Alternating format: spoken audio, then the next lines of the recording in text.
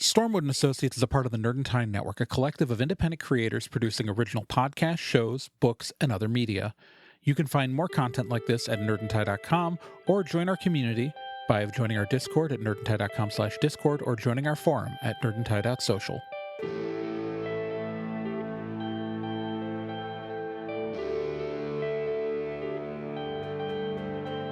The Dark Wizard Galthus was overthrown, and the Fey Courts restored.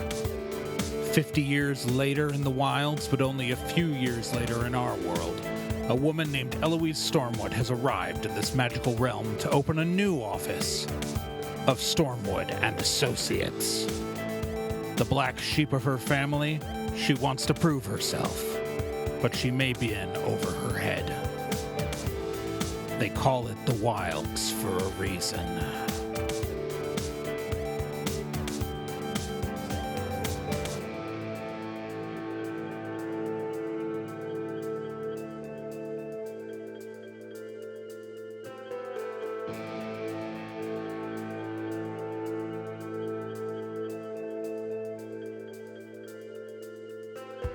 Stormwood and Associates stars Becca Johnson, Gen Proc, Celeste Startwin, and Trey Dorn.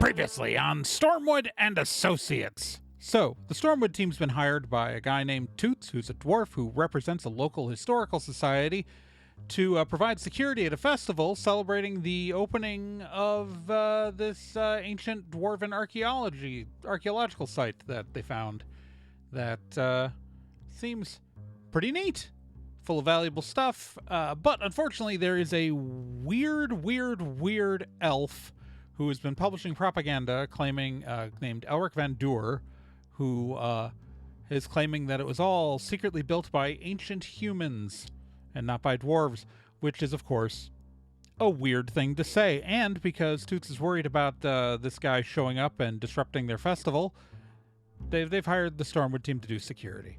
That's it. That's what's happening. Yeah, so, Anyway, so I assume that we're gonna go on the day to the thing.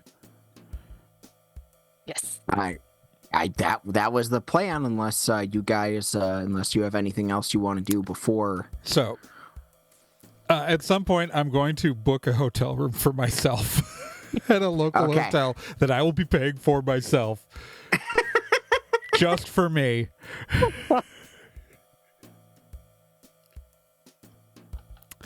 You guys can do what you want. You can stay at that guy's house. I'm not going to. I've been to festivals like this before. I'm sure I can find some place to... Yeah, no problem. You want me to throw a tent in the back for you?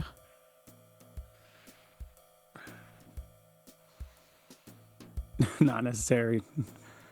Okay. All right.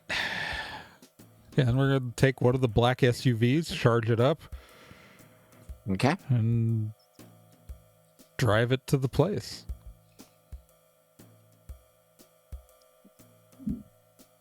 On the anointed day, at the anointed time, at the anointed location.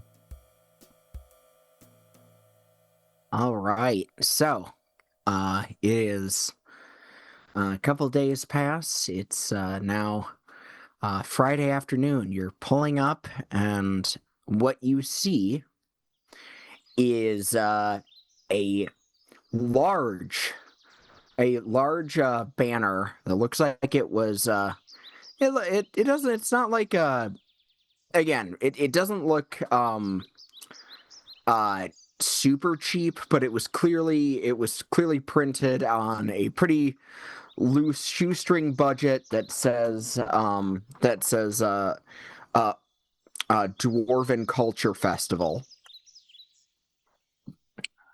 And underneath that, crudely affixed to the much nicer sign is a smaller printout that stating that this is Dear Buddies public debut. So you get there. There are still people like loading in materials, definitely people setting up booths. You see that there's every dwarf around you just every dwarf around you just looks very excited. There's quite a few historical reenactors wearing like traditional clothes or armor, depending on what they're going for. That one brand new food cart, it does in fact look very new and shiny. Basically, all of the organizers have beards, and even if they decided not to grow out their beards, they're wearing fake beards today. It's a whole thing. Okay. All right, guys. We are doing security with vague instructions. Let's go check in with the client, I guess. Go look for Toots. As you get near the entrance, you're stopped by a dwarvish woman with a long blonde braided beard. All right, stop then. Where do you think you're going? Haven't bought your tickets yet. Hi, no, I'm Eloise Stormwood. Ah, you're Eloise Stormwood. Yes. We were hired by Mr. Augustus Tournine. Yeah, Toots. Hi, I'm Lucy. I've been working with Toots for a long time. I'm just so happy he came in. We needed some young blood in the historical society to keep this going. Mm-hmm. It's a little bit more touristy than I like, but it makes the people happy. Okay. All right. Yeah, let me get Toots over here. He can get you your he's got security vests for you, and he'll kind of walk you around the say. Okay. Yeah. And he'll walk you around the perimeter. What size are these vests? Well, you're about to find out, aren't you? Okay.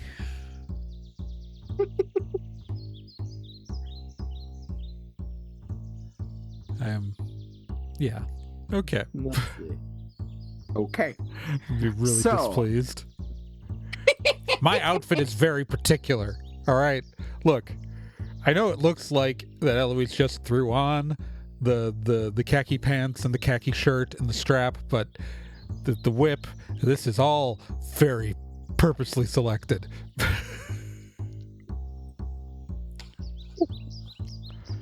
I care a lot about how people look at me.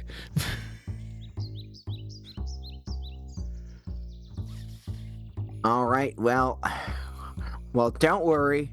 It's your friend. It's Toots. Toots is coming. Okay, great. Great. Just great. Toots is coming closer. You notice that he's not wearing his modern clothes anymore, and he's wearing a traditional dwarven helmet. In fact, as he gets closer, it's pretty clear this is not a replica. This looks like it might be like a family heirloom of sorts. Okay. Ah, you made it! Oh, I'm so happy. Come here. Good to see everybody.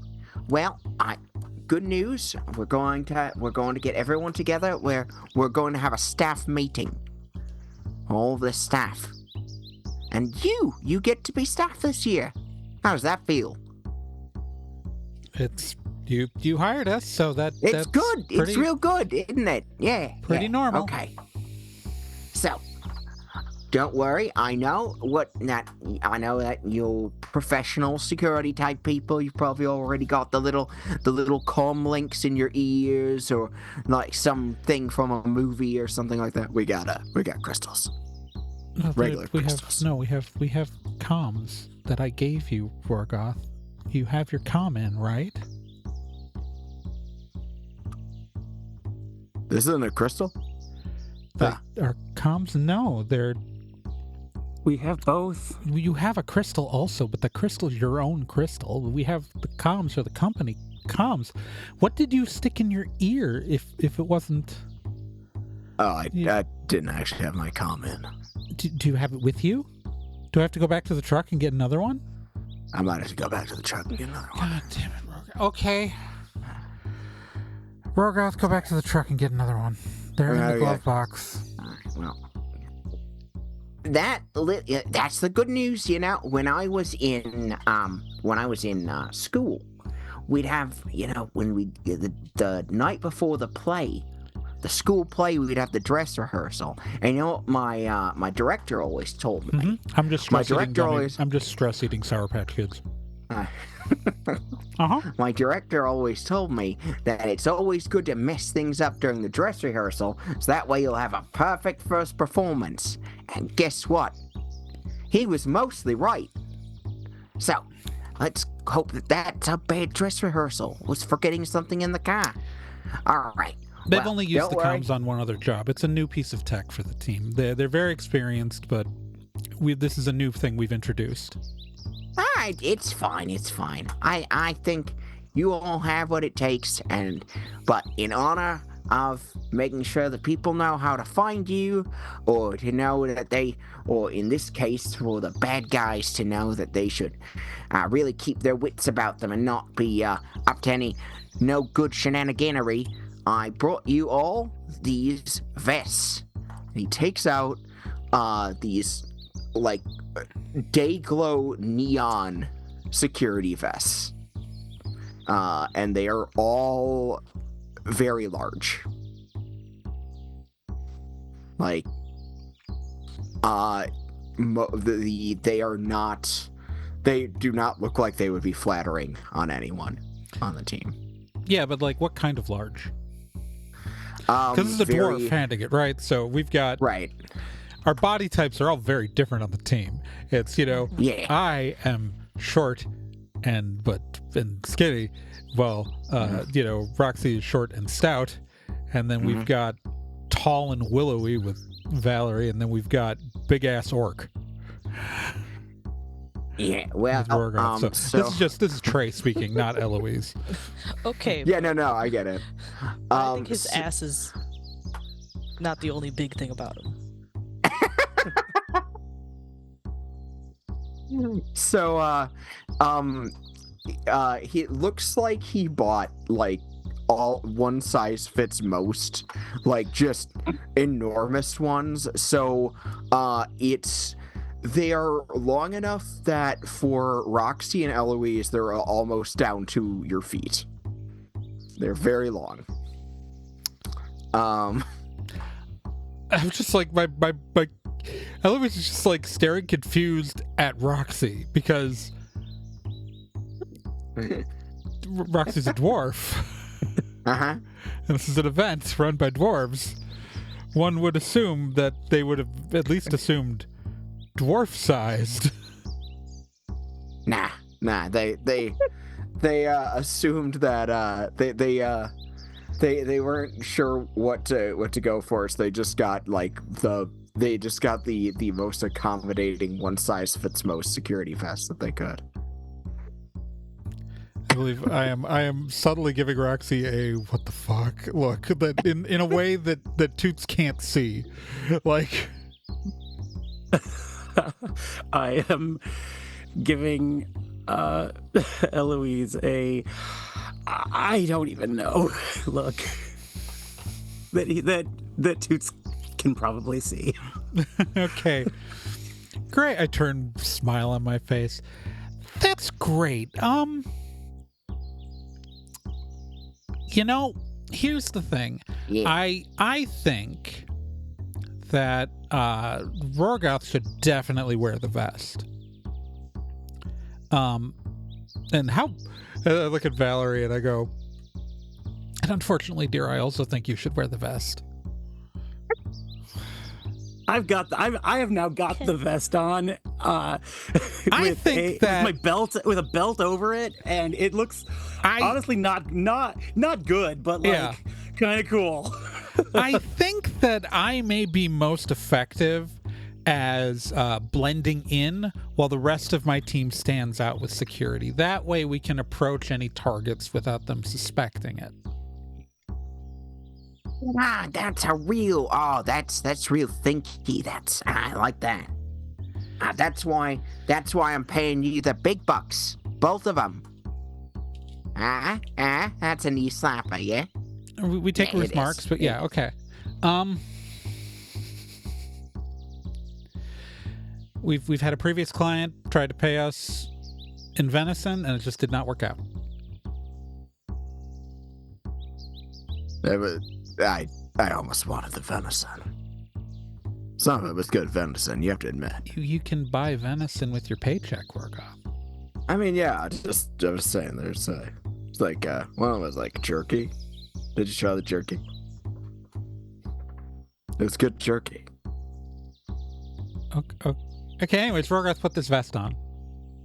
Okay. Really? Wow, Yep. This looks ridiculous. What does it look like on him? On the big guy. What does it look like? Rorgoth puts on the vest, and it is it somehow it's as an orc, he is like the one person that it seems to be fitting properly, but he's still just like this looks terrible. Don't you guys think this looks terrible? Looks good on you. Helps you stand Really? out. Be more intimidating. They're going to see that vest and know, I'm not going to fuck with this guy. In any way, Most shape, or people. form. To be fair, most people think that without seeing my vest. Yep. But There will be no fucking at all fucking around with you. all right, now everyone's wearing their everyone but you, Eloise. Yeah, we got your vest. Let me give you a tour around the area and where we're going to need some support. Well, you already met Lucy. She was at the front gate. Yep. Yeah, she actually founded the Historical Society. Really? Back when she was a wee little one. Yeah. She's very knowledgeable about a lot of the customs. I know she can be a little bit gruff, a little bit on the, the edgy side. Some people think she's quite badass, I've been told.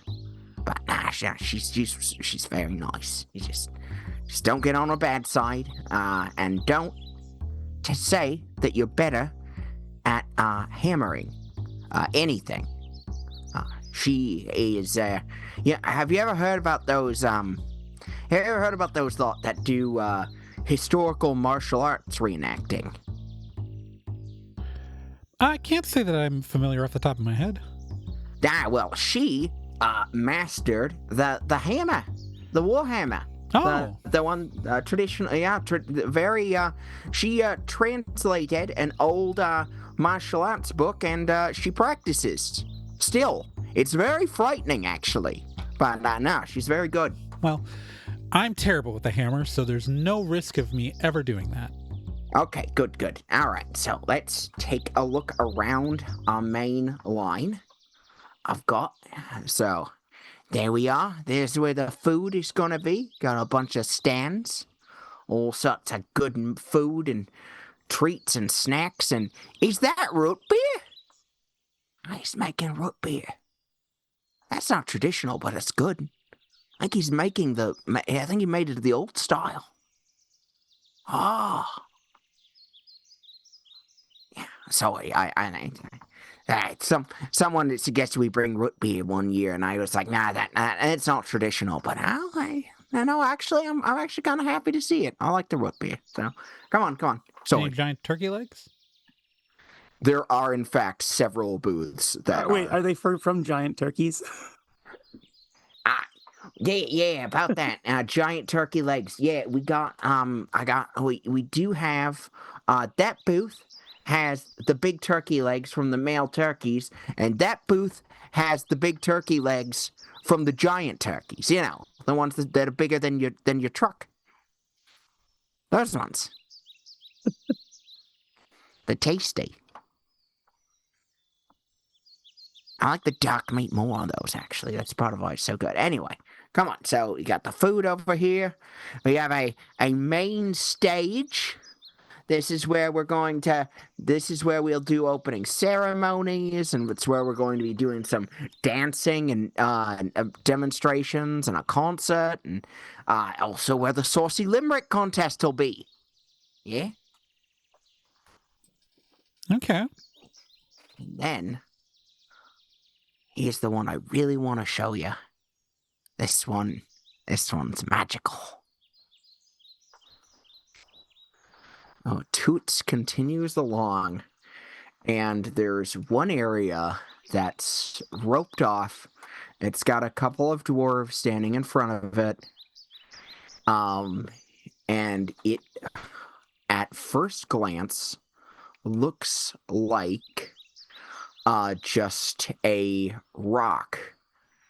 Like a large rock, to the, maybe to, let's say, southwest of the main stage. And Toots walks up to it. All right, here's one. He lowers his hand onto the rock, and he quietly speaks a phrase that you just loud enough that you can't quite hear it. And the rock glows. And suddenly, it separates. You realize there was a seam in the middle of it, but it was so precisely cut you wouldn't have noticed it. And as the seam opens, beneath the rock is a staircase, a long winding staircase with an ethereal blue glow coming from it. Who wants to see something cool before the show?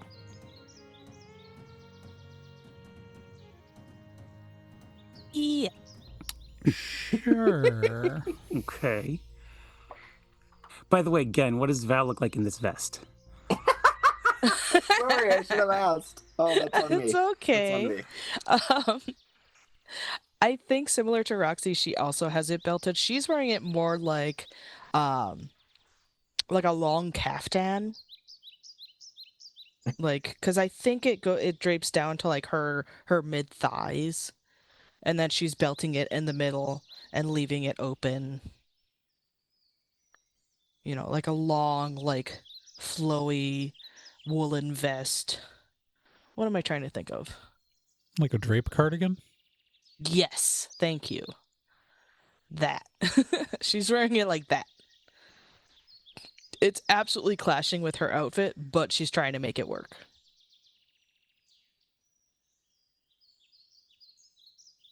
Okay. So Toots leads you all down the stairs. And as you're walking down, you notice that there is that ethereal blue light is still just seems to be it. Despite the fact that you're going underground, it's not hard to see because there's this glowing light all around the staircase.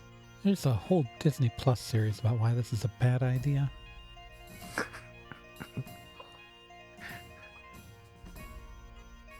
There's it actually looks like the light is coming from some these jewels that are encrusted in the wall.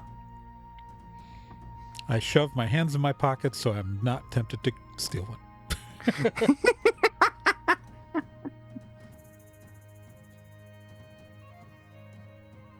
So what are we doing?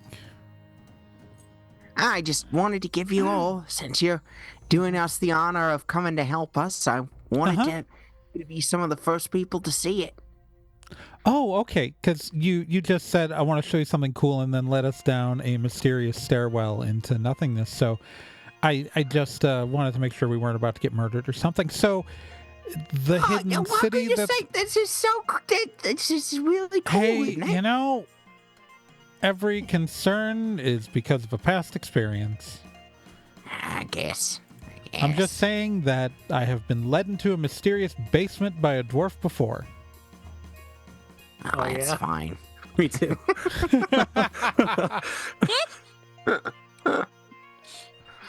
Her name was Had good Sandra, and times. it did not work out.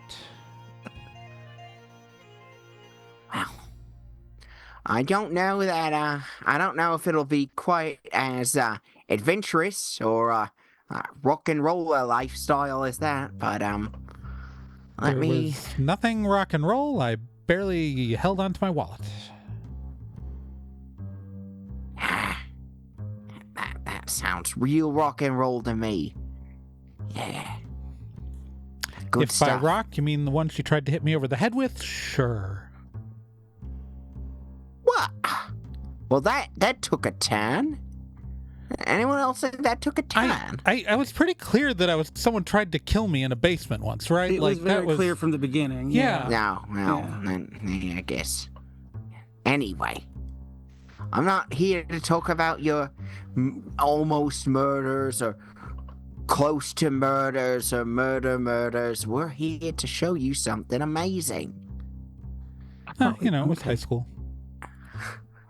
And as you get to the bottom of the staircase, there's a threshold, a doorway.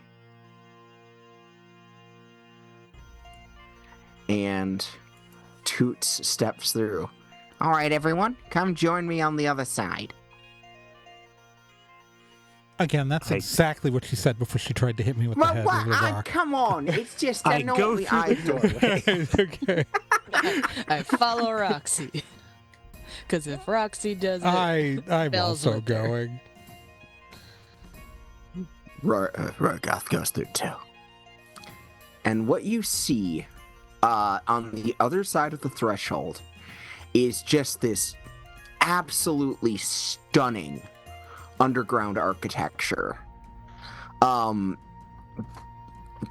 These are ruins, clearly that no one has lived here in a very long time. But what you see is an absolute, just awe-inspiring feat of dwarf ingenuity. Something that clearly a whole lot of people put a lot of time and effort into constructing.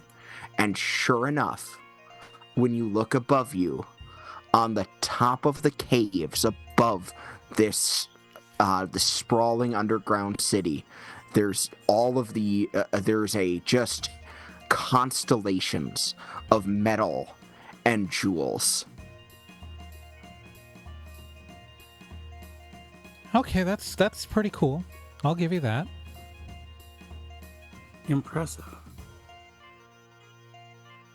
Wow.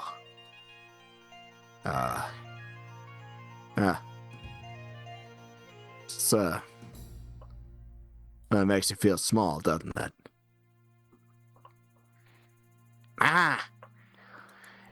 I can't think of it that way. You know, Rorgoth, I think you're like the one person here not allowed to talk about people feeling small. Point taken. No. You can't think of it that way at all, though. This is something beautiful. This is something that our forefathers made. And it's something important about history that I want to share with the world. And this discovery, this is the real reason I wanted all of you here. I know it's popular to think that there's some interesting theory about how there's humans underground and that they came through a rift and built things, but I don't want people to see that. I want people to come here and see the beautiful history that... Okay, so I'm just going to say this. I have known many humans in my life. Humans didn't do this. No, this is dwarf. This is Dwarven. Humans prefer to put things above ground. Humans have done impressive things. But they prefer to build towards the sky, not underneath the earth. See, you get it. You get it. I don't know why it's such a bloody mystery for some of the... Anyway. This is something that I want to share with the world, and this is something that I'm asking for your help to protect. At least for this weekend. I want people to come out, but I can't rule out that people who enjoy those pamphlets, the humans below pamphlets, I can't have them ruin this. So thank you. Thank you in advance. I really appreciate it. Technically descended from humans on my father's side. Humans didn't do this, and I can assure them that I am the most human person here. And humans have no responsibility for this. Well, that's comforting. I hope you like it. Now, let's head up. You're going to be top of your form tonight, because we're going to need you to kind of just keep your eyes out, make sure everyone's behaving themselves, and make sure that no one tries to sneak in before the big day tomorrow, right? Yep. All right, very good. Let's head back up. Okay. I've got an opening ceremony to do. You know, the funny thing is she actually said that too.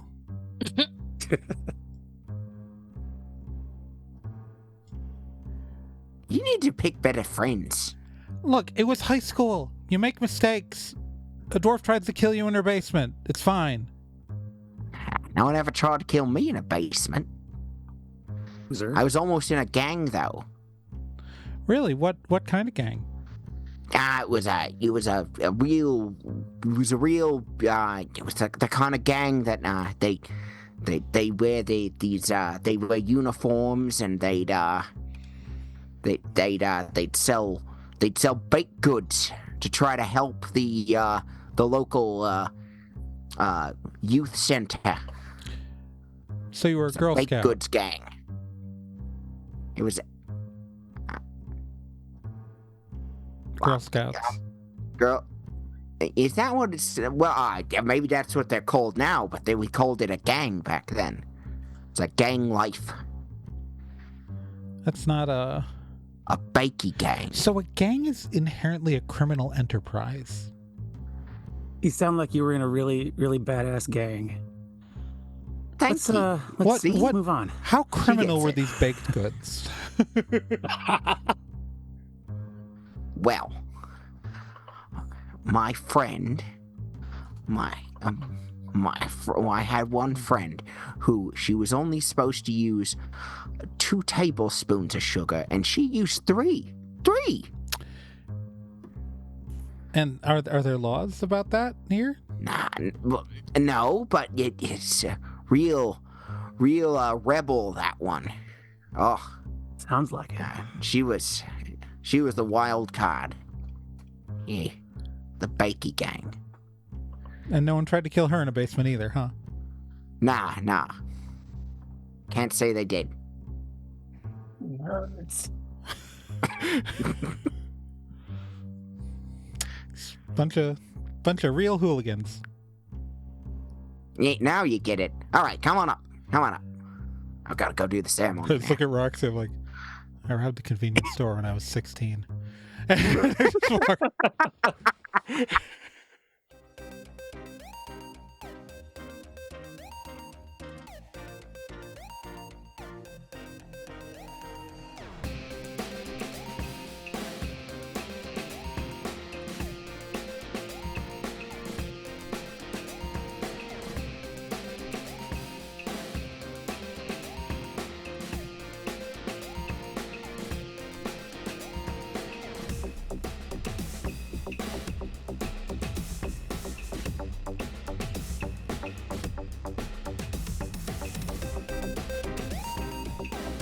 Stormwood & Associates is a production of the Nerd and Tie Network. For more information about the show, go to nerdandtie.com/stormwood. There you can find subscription links to Apple Podcasts, Spotify, or any other major platform. You can follow the show on social media by following Nerd and Tie at nerdandtie.bsky.social on Blue Sky, facebook.com/nerdandtie on Facebook, or nerdandtie.tumblr.com. You can also join our online community at nerdandtie.social or join our Discord with an invite at nerdandtie.com/discord.